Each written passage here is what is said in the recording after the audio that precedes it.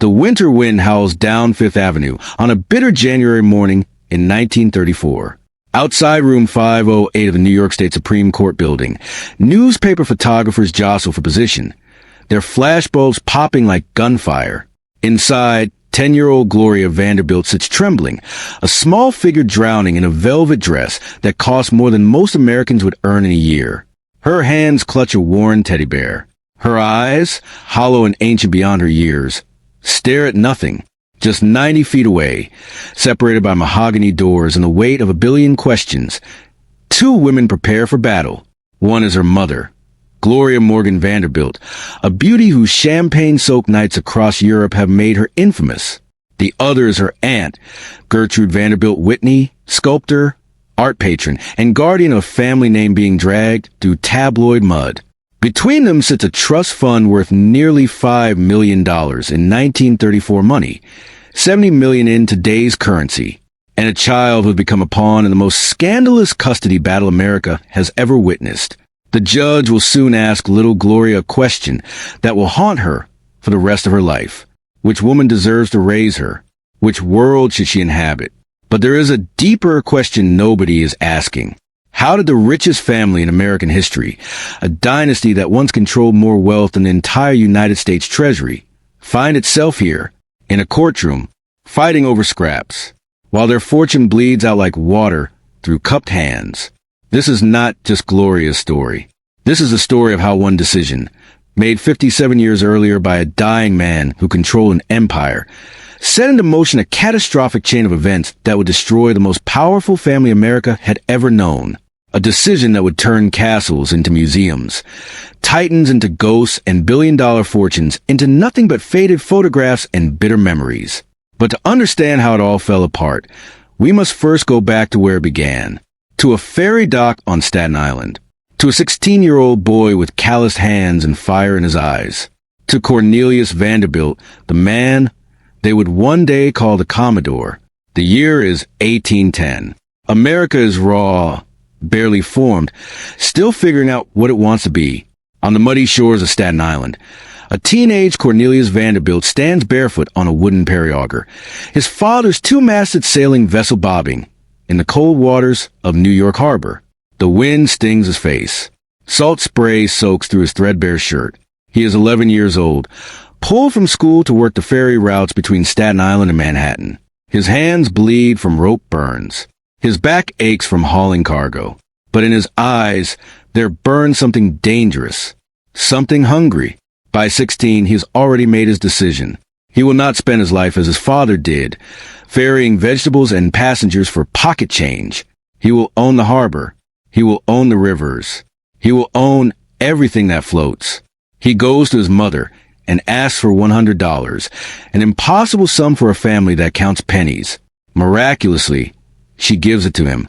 Perhaps she sees in her son what he sees in himself. Or perhaps she simply wants him gone. With that $100, Cornelius buys his first boat. He names it the Swiftsah, and he begins to move. The other ferry captains notice him immediately. This boy, this teenager, operates with ferocity they have never seen. He undercuts their prices. He runs routes they consider too dangerous. He works 18-hour days, piloting through storms that send seasoned sailors running for shore. When passengers board his boat, they see a young man whose intensity borders on violence. His energy is so relentless, so consuming, that the older captains begin calling him Commodore as a joke, mocking his ambitions with a naval title reserved for fleet commanders. The name sticks. Within 5 years, it is no longer a joke.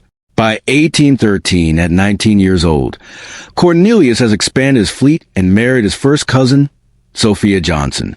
They move into a boarding house on Broad Street in Manhattan, sleeping in a tiny room above a tavern.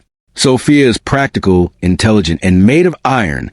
While Cornelius pilots his boats, she runs a small inn out of their home, feeding and housing travelers. The money she earns goes straight into his next venture. They will have 13 children together. Most of them will learn to fear their father. But Cornelius is not interested in fatherhood. He is interested in power.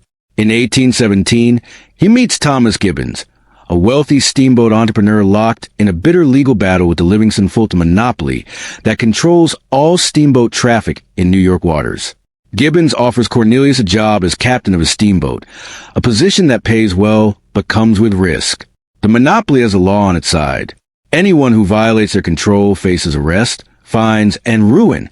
Cornelius accepts immediately. He paints a flag for his steamboat that reads "New Jersey must be free" and steams in and out of New York Harbor in open defiance of the law. The monopoly sues. Cornelius shows up in court and argues his own case with such ferocity that they hired Daniel Webster, one of America's greatest legal minds, to shut him down. Instead, Webster joins Vanderbilt's side. The case goes all the way to the United States Supreme Court. On March 2nd, 1824, the court rules in Gibbons versus Ogden that states cannot interfere with interstate commerce. The monopoly is shattered. Cornelius Vanderbilt, at 30 years old, has just changed the course of American law, and he is only getting started. For the next 3 decades, Cornelius dominates the steamboat business on the East Coast. He builds faster boats. He charges lower prices. He drives competitors into bankruptcy by running at a loss until they sell to him at pennies on the dollar. By the 1840s, he controls the Hudson River, Long Island Sound, and most of the coastal shipping routes. His competitors call him ruthless. His employees call him terrifying. His wife calls him absent. But the money keeps coming. By 1850, Cornelius Vanderbilt is worth $20 million. In a nation where the average worker earns $300 a year, he is incomprehensibly rich. And then in 1849, gold is discovered in California. Tens of thousands of Americans rush west, desperate to strike it rich. Cornelius sees an opportunity. He pivots from coastal routes to ocean-going steamships. He establishes a line to Nicaragua, where travelers can cut across the isthmus faster than going around Cape Horn. He builds a canal. He crushes rival lines. By the mid-1850s, he controls the fastest and cheapest route to California. And then something shifts in him, some hunger that money cannot satisfy. He is 60 years old. He has spent his entire life on water, and now he turns his eyes to the railroads. They say that in his later years, Cornelius Vanderbilt became obsessed with one idea: speed. Not the speed of boats slicing through water, but the speed of iron horses thundering across land. He had watched the railroads rise, watched them connect cities and states, watched them reshape the very geography of America. And he had seen something nobody else understood. The railroads were not just transportation. They were power. Control the railroads, and you control the economy. Control the railroads, and you control the future. In 1863, at 69 years old, an age when most men retreat to rocking chairs and memories, Cornelius makes his move. He targets the New York and Harlem Railroad, a struggling line that most investors consider worthless. It has one crucial advantage. It is the only steam railroad that runs directly into the heart of Manhattan, terminating at a station on 26th Street and 4th Avenue. Cornelius begins buying shares quietly, methodically. When he has enough, he launches a stock market corner so brutal that investors are left gasping. He acquires control of the Harlem and is elected president. And then he does it again. In 1864, he takes control of the Hudson River Railroad. In 1867, the New York Central. In 1869, the Lake Shore and Michigan Southern Railway. One by one, he absorbs them, stitches them together, weaves them into a single iron web that stretches from New York to Chicago.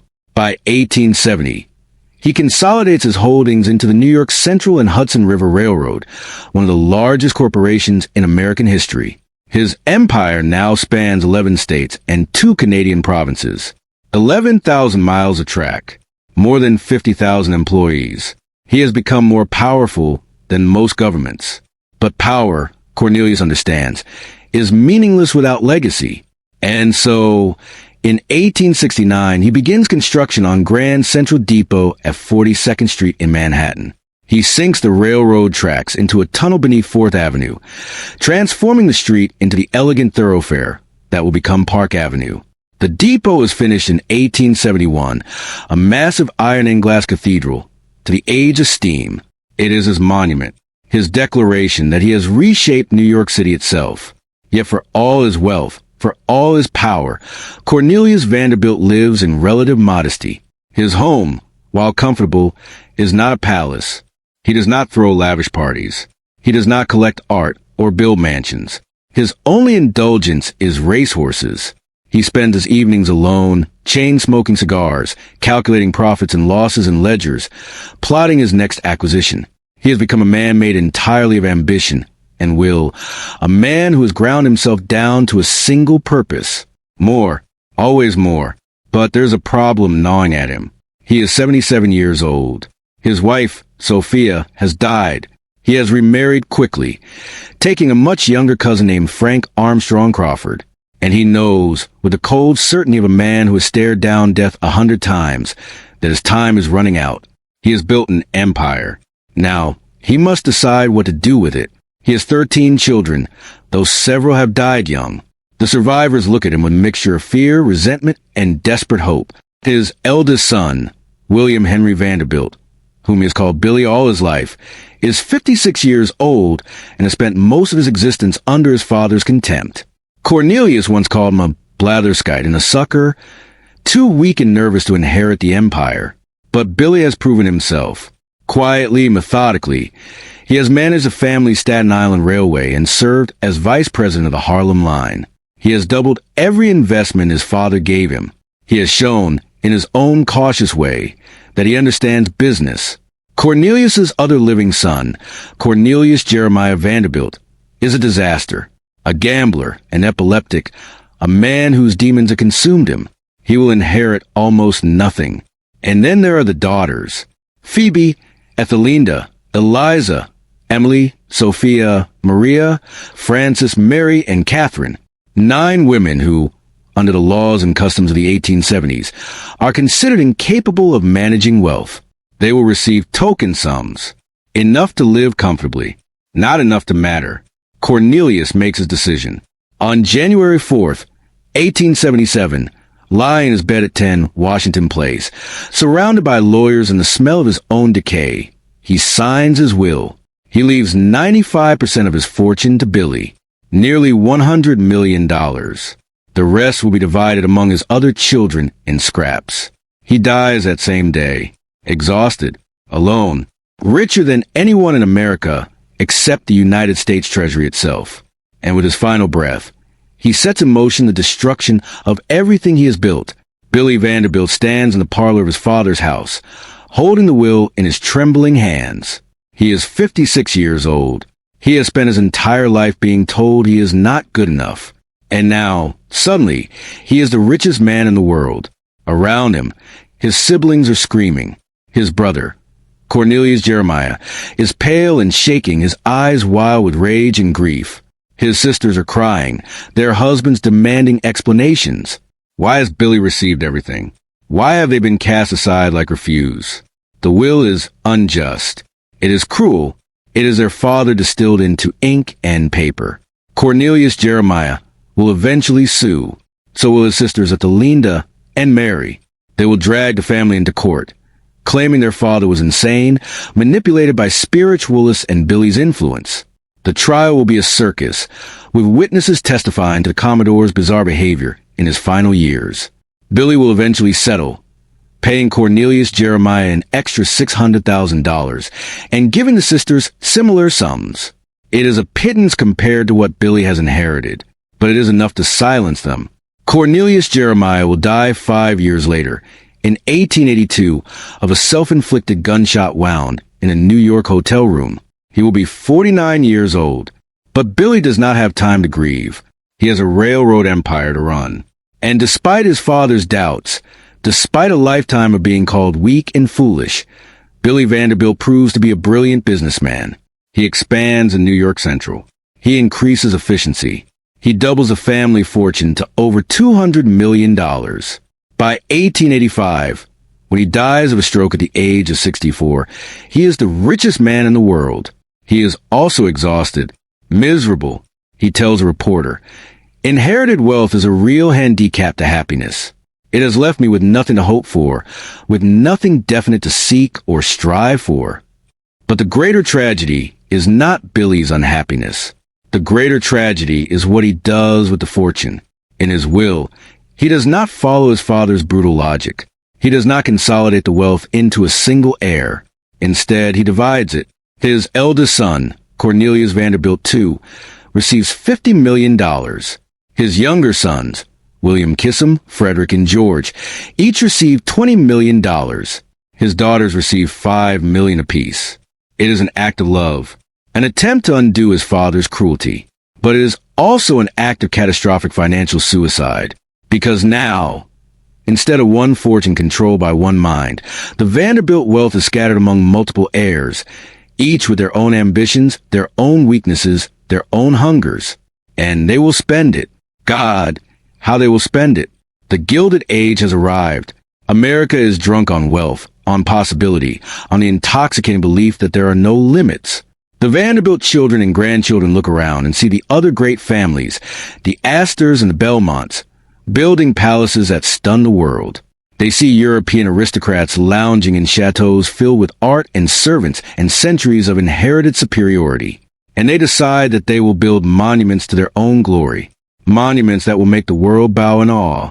Cornelius Vanderbilt II, the eldest grandson of the Commodore and the new head of the family, stands at the corner of 57th Street and 5th Avenue in Manhattan, staring at an empty lot. It is 1879. He is 36 years old, and he is about to build the largest private home in New York City. The mansion that rises over the next 4 years will consume an entire city block. It contains 154 rooms. The walls are made of Indiana limestone, imported at staggering cost.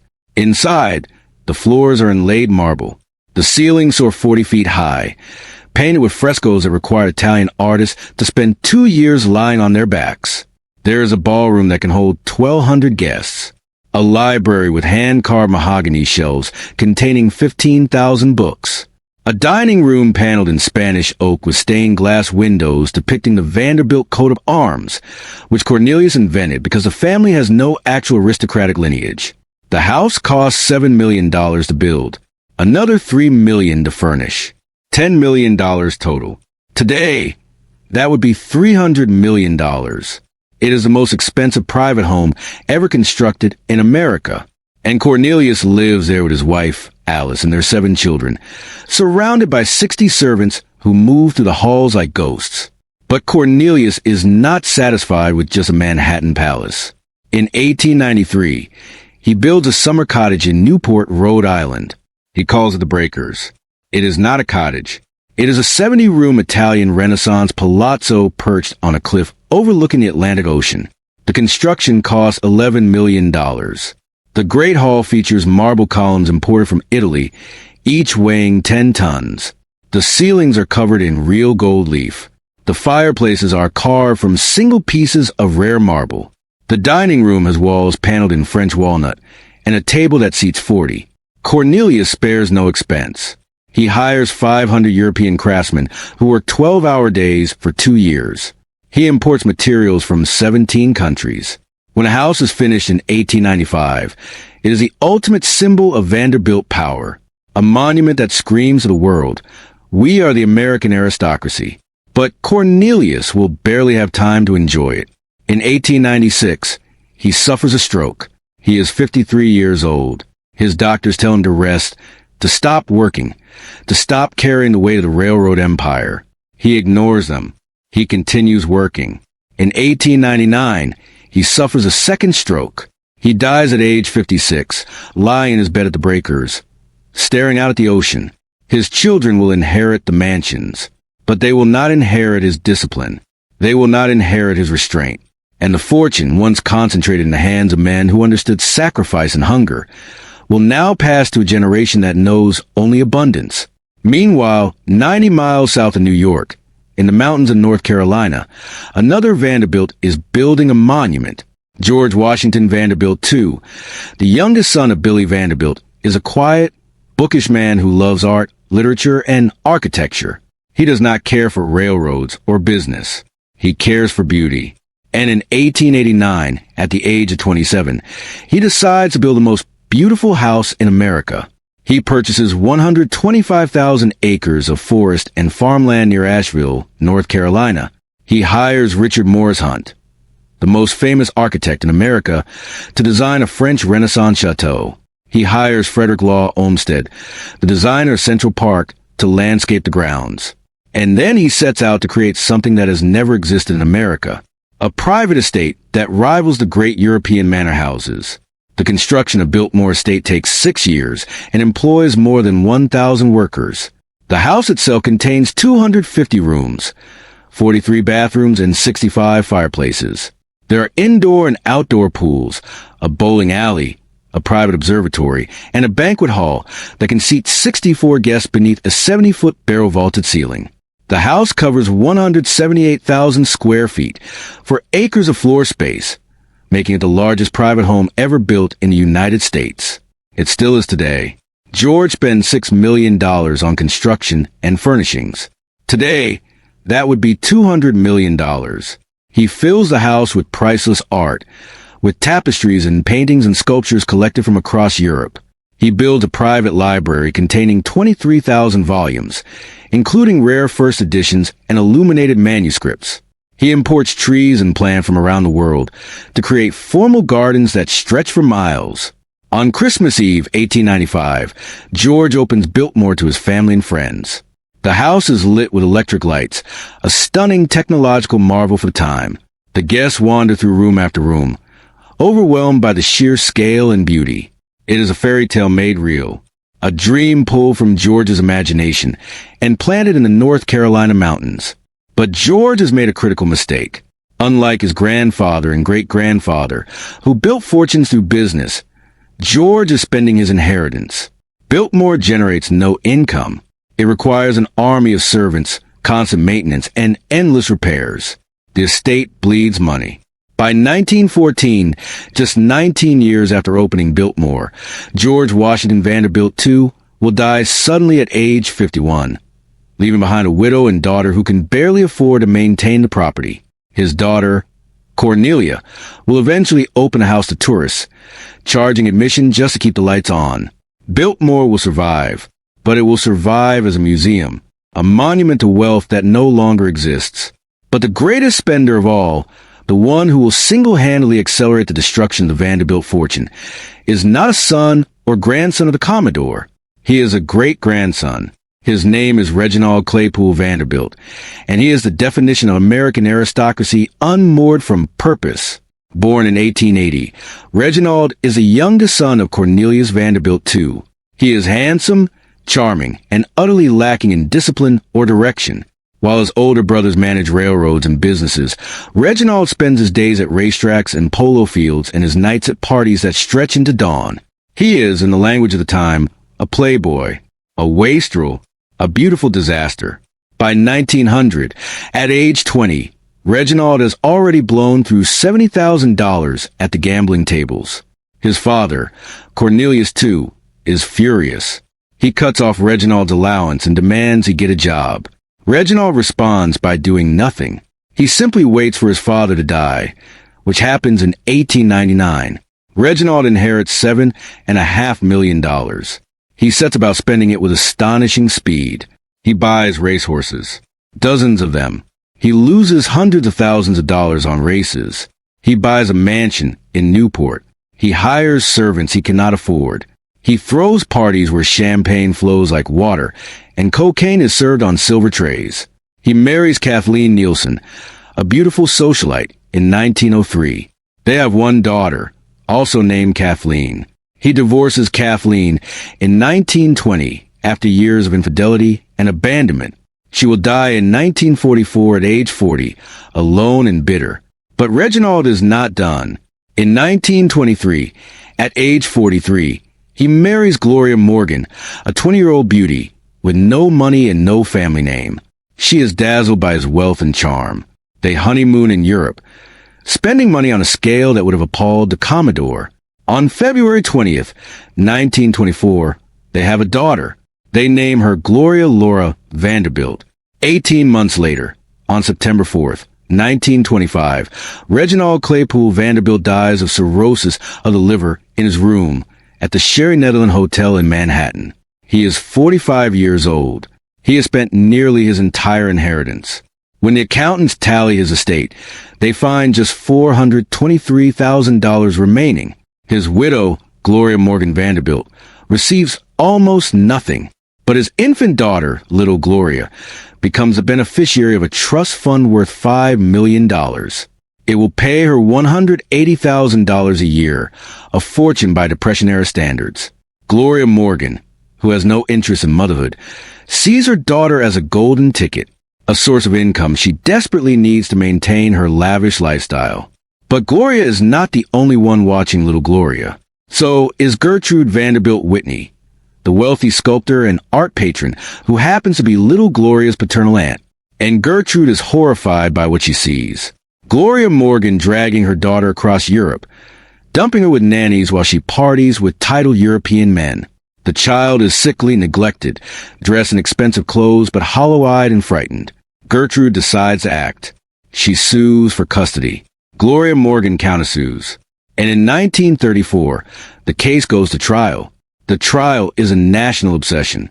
Every day, newspapers publish breathless accounts of the testimony. Witnesses describe Gloria Morgan's wild nights in Paris, her lesbian affairs, her disregard for her daughter's health and safety.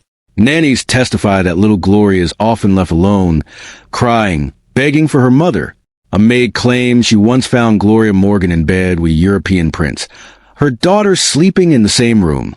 Little Gloria is brought into the judge's chambers and asked who she wants to live with. She is 10 years old.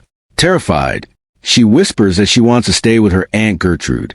The judge rules in Gertrude's favor. Gloria Morgan loses custody of her own daughter. The trial costs both women a fortune in legal fees and damages their reputations irreparably. But more importantly, it exposes to the world what the Vanderbilt family has become. Not titans of industry, not builders and visionaries, but spoiled, broken people squabbling over money they did not earn and cannot manage. Little Gloria grows up in her aunt's mansion, surrounded by wealth but haunted by the trial. She will become a fashion designer, an artist, an actress, and a cultural icon. She will marry 4 times. She will lose one of her sons, Carter Vanderbilt Cooper, to suicide in 1988 when he leaps from her 14th-floor apartment window at age 23. She will have another son, Anderson Cooper, who will become one of the most famous journalists in America. And in 2014, Anderson Cooper will reveal on live television that his mother, Gloria Vanderbilt, has made it clear to him there is no trust fund. There is no inheritance. The Vanderbilt fortune, once the largest in the world, is gone. So where did it go? How does a family worth the equivalent of $300 billion today lose everything in just a few generations? The answer is simple and devastating. The Vanderbilts forgot how the fortune was made. Cornelius Vanderbilt built his empire through relentless work, brutal competition, and absolute refusal to spend frivolously. Every dollar he earned was reinvested into his businesses. He lived modestly. He died wealthy beyond comprehension because he understood that wealth is not about consumption. It is about compounding. But his children and grandchildren did not inherit his hunger. They inherited his money, and they spent it on monuments to themselves, mansions that cost fortunes to maintain, art collections that generated no income, lifestyles that burned through cash faster than railroads could produce it. By the 3rd generation, the family had lost interest in managing the railroad empire. They sold shares. They diversified. They trusted managers who did not care about the Vanderbilt name. The New York Central Railroad, once the most powerful company in America, began to decline. By the 1960s, it was struggling to survive. In 1968, it merged with the Pennsylvania Railroad to form Penn Central. 2 years later, Penn Central declared bankruptcy. It was the largest corporate bankruptcy in American history at the time. The family fortune was tied to those railroads. When the railroads died, so did the money. But the deeper cause of the collapse was something more insidious. Taxation. Estate taxes. In 1916, the United States introduced the federal estate tax. Suddenly, every time a Vanderbilt died, the government took a massive cut of their inheritance. 40%, 50%. By the mid-20th century, it was taking more than half. The Vanderbilts tried to preserve the fortune through trusts and foundations, but they also kept spending, kept building, kept maintaining lifestyles that no longer made sense in a world with income taxes and inheritance taxes. The money leaked out through 1,000 cuts, legal fees, mansion upkeep, bad investments, divorces, scandals.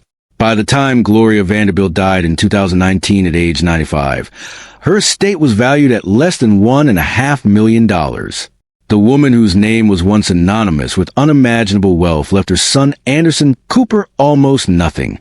Today, most of the Vanderbilt mansions are gone. The massive house at 1 West 57th Street, Cornelius II's Manhattan Palace, was torn down in 1926 to make way for an office building.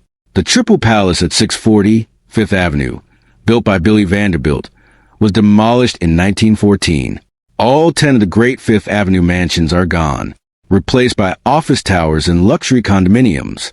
The Breaker still stands, but it is no longer a private home. It belongs to the Preservation Society of Newport County and operates as a museum. Tourists pay $27 to walk through the rooms where Cornelius Vanderbilt II once entertained presidents and kings. Biltmore is still owned by descendants of George Vanderbilt, but it survives only because it is run as a tourist attraction. More than 1 million people visit every year, paying $85 for admission to see how the Vanderbilts once lived. The Vanderbilt fortune, built over 70 years, was destroyed in less than 3 generations. It is one of the greatest collapses in American financial history, and it all traces back to one decision, one document, one man lying in a bed, signing a will that concentrated 95% of his fortune into the hands of single heir.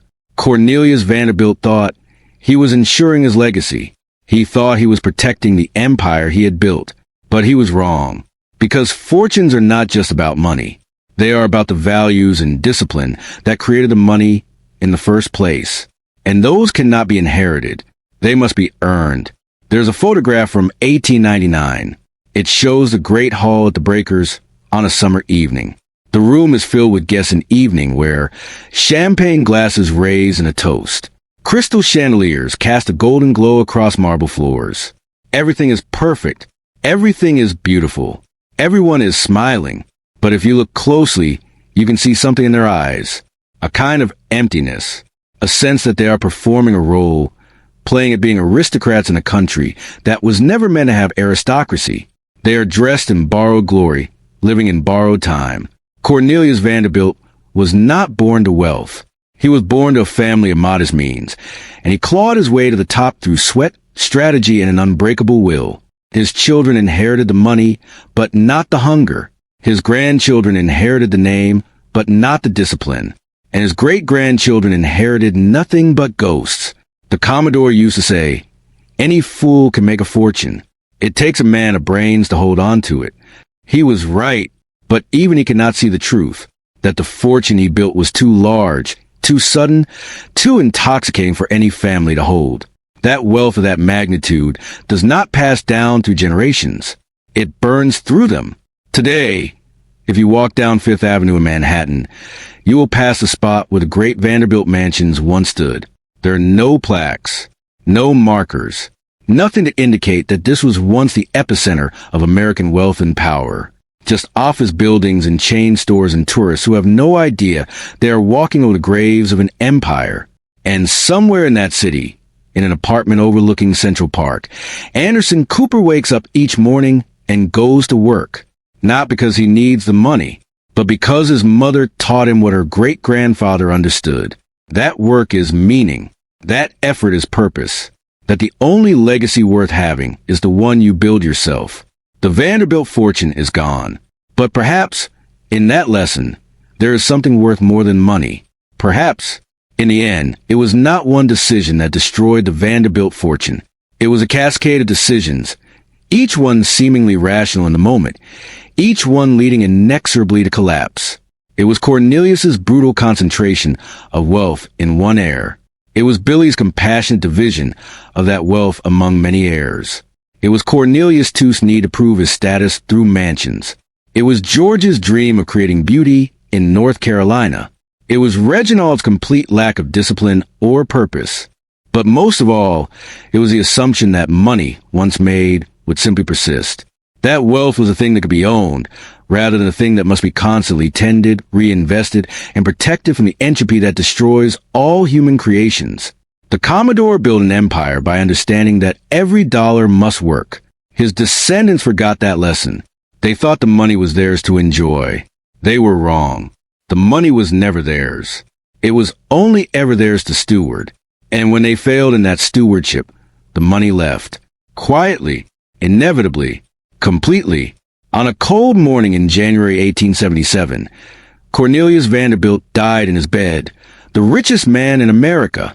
142 years later, in June 2019, his great-great-great-granddaughter Gloria died in her Manhattan apartment, leaving an estate worth less than the annual salary of a mid-level corporate executive. Between those two deaths lies one of the most cautionary tales in American history, a story of rise and fall, of ambition and excess, of what happens when a family mistakes wealth for legacy and money for meaning. The Vanderbilt fortune is gone. The mansions are museums. The railroad empire is bankrupt. The name survives, but only as an echo of something that once was and can never be again. And in that echo, there is a question for all of us who dream of wealth and power and leaving something behind. What are we building? And what will remain when we are gone?